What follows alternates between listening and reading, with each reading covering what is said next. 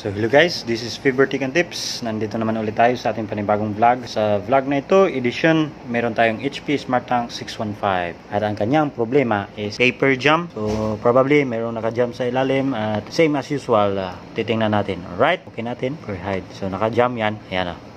Kahit anong okay mo dyan, meron talagang error na lalabas dyan. Okay? So ating bubuksan at same as usual. Right. So ayan, same as usual. Tingnan natin sa loob, buksan natin para makita natin yung anong problema. Ba ang cause or dahilan. Wala na palang ito, binuksan ko nila. Usual, sa ating estado ngayon, tatlo lang. Flat, walang laman. Okay, tatanggalan natin. Power off muna. Yan, power off na. Buksan natin to. Tingnan sa loob kung anong ang problema. Pero dahan-dahan lang kayo magtanggal nito kasi meron dalawang flex cable, power flex at saka scanner flex cable. Yan.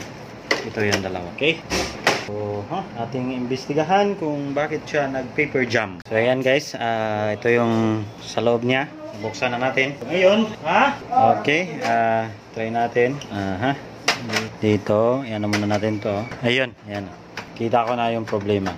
Gear wall. Bakit kamo? Dahil ginagalaw-galaw ko tong gear na to banda dito. Tapos dapat ito mismo na input roller na to ay gumaganon-ganon. Sa sitwasyon niya, wala siyang connection. Ayan. Kaya mag-i-error talaga yan. Alright? Pero meron din problema. Walanjo. Wala kasaksak ning. Merong hindi nakasaksak dito na dynamo. Si walanjo. Baka yan lang ang problema, pero nakikita ko yung gear wall talaga may dahilan dyan. Walang gumalaw. Ayan. Okay. So ngayon, buksan natin para makita natin kung anong problema. Okay.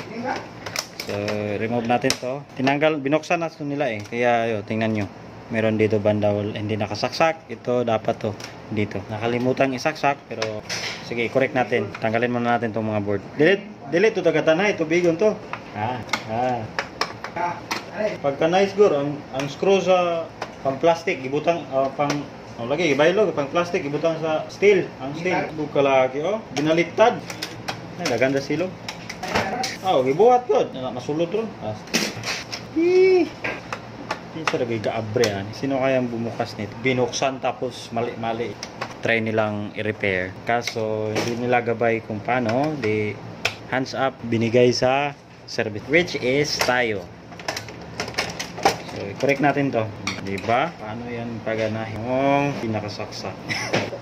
So, ayan. Natanggalan natin. So, tingnan dito banda. Ayan, nakikita natin. Wala talaga siya. Focus natin So, ngayon, na-focus na natin. Dapat dyan banda, ito, merong gear dito. Nakalink dito at saka dito. Ayan. Dyan banda. Hindi masyadong maklaro. Pero, buksan natin. Ayan, banda. Merong gear yan. Dapat meron dyan. Sa sitwasyon niya, walang gear. Baklasin natin. Sira is gear wall. So, ating ayusin yan. Right. So, ngayon, baklasin natin yung gear wall. Tingnan natin sa malapitan. Right. Spring. Baka mawala Spring yan. Spring yan. Tapos, yan. So, ngayon, baklasin natin itong puti nito. So, galing natin. Tapos, masyadong madumi, malikabok. Saan natin? Ito, may gear dito. Gear. May screw. Mali na ako. Dalawang screw. Yan. Tanggal lang.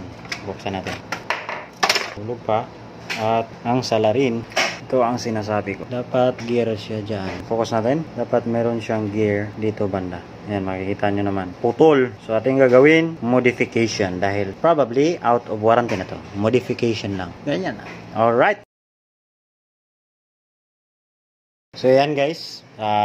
Niready ko na yung mga tools natin. Gagawin natin is mag-modification. Since mag-modify tayo, ang gagawin natin, kuha tayo ng ito, concrete nail. Isang piraso ng concrete nail. Hand drill, saka drill bit, okay?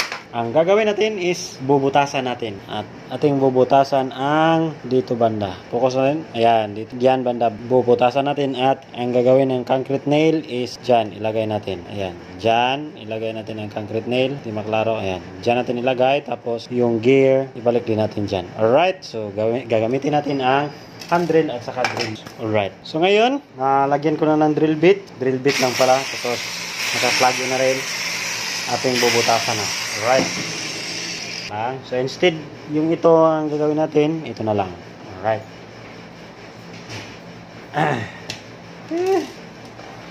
So ngayon, umpisahan na natin. Tanggalin muna natin tong gear na to. Ito. Tanggalin. Separate natin. Itong isa din. Tapos yung isa baka mawala. Wala tayong pampalit dyan. Yan, at gagawin natin, bubutasan natin ito banda. Pisahan na natin. Let's go! Yan. Ganun lang kasimple. Yan, ganun lang kasimple ating gagawin. Bubutasan lang dyan at ano natin yung yan, parang maklaro natin. Yan. So, dyan natin lagay yung concrete nail. Dito banda. Lagay natin dyan. Pag ganun. So, hindi naman siya masyadong ma-fit dyan kasi maliit yung masyado yung ano natin, drill bit. So, ang gagawin natin is palakihin ang butas para may pasok tong concrete nail. Alright.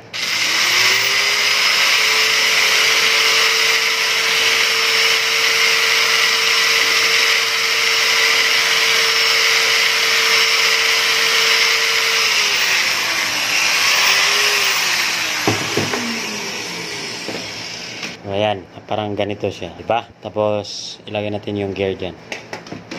Medyo kulang ang butas, palakihin natin.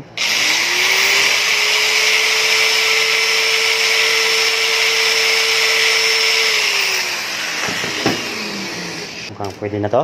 Masyadong matigas pa. So, parang nakaganyan siya. Parang ganyan. Diba? So, idiin muna natin tong concrete nail pababa para mayroon siyang space. Mawala tong space niya. So, masyadong mataas lang. Idiin natin yan. Alright? Hindi masyado. Bubutasan muna natin. Hindi ba masyadong madiin ko eh. Bubutasan muna natin. Palaki natin yung butas.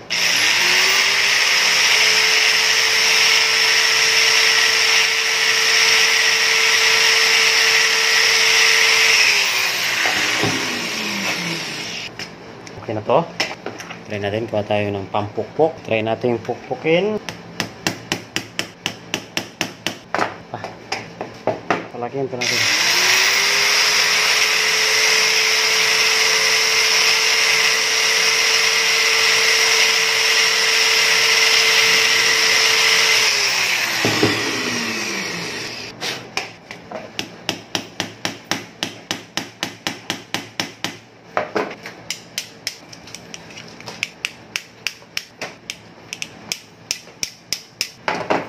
So yan guys, na kunting linis ko lang, binasa ko ng tubig. Ayan. Ngayon, okay na siya. Nalagay na natin yung gear na yan. Ito, yung gear na yan, nalagay na natin. Lagyan na natin ng base. Modify na natin. So ngayon, ang ating gagawin is i-assemble natin. So, lagay na natin dito. Balik na natin. Buti ka lang.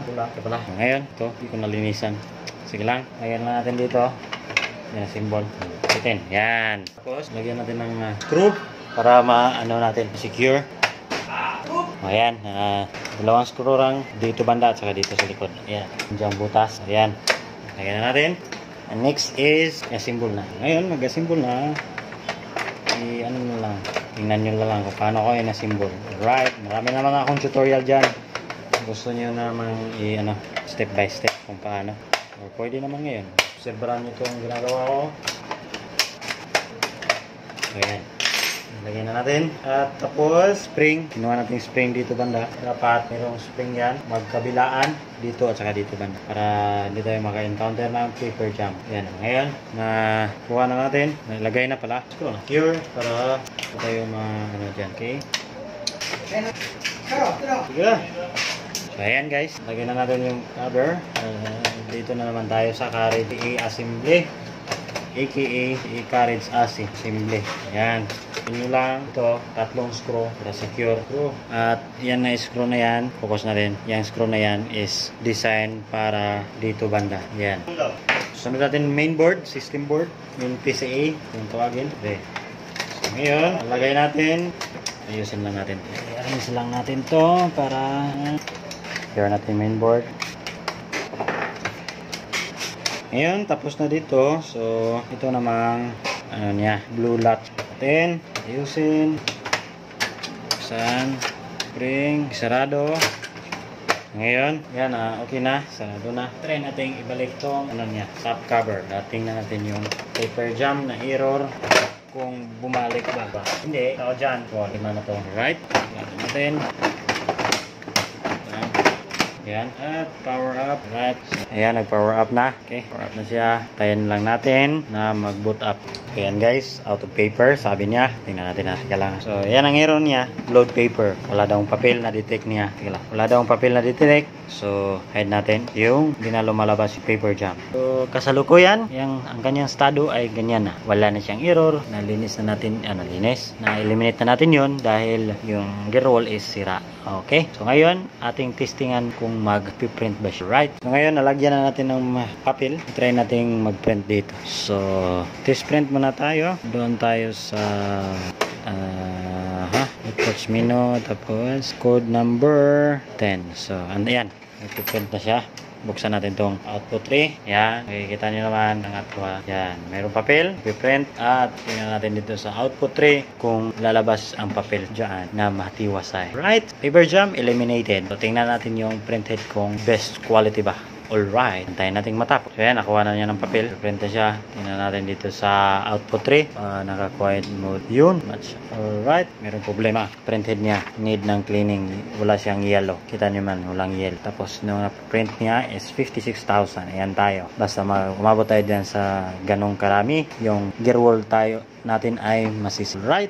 So, all goods na siya. This is Faber Tech and Tips. Sana makatulong sa inyo to. Nakakatulong. Sana mag-subscribe. Notification bell para sa upcoming updates at upload. Alright? This is Faber Tech and Tips. Magpapaalam na.